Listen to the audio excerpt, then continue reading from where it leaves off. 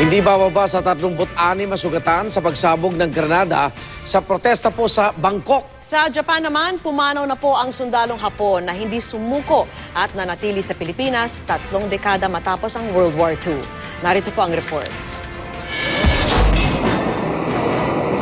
1974, tila bayaning sinalubong sa kanyang pag-uwi sa Japan si Second Lieutenant Hiro Onoda.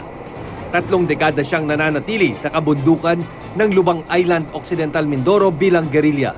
Hindi siya naniwala sa paulit-ulit na paggiit sa kanyang 1945 pa natapos ang World War II sa pagsuko ng Japan hanggang dalawin siya mismo ng kanyang commanding officer at inutusang sumuko. 1996, bumalik si Onoda sa Lubang Island. Magiliw mang tinanggap, sinalubong din siya ng mga protesta dahil sa mga residenteng napatay niya habang nasa isla. At kahapon, sa edad na 71, pumanaw si Onoda, isa sa kahuli-hulihang sundalong Hapon na sumuko matapos ang gyera.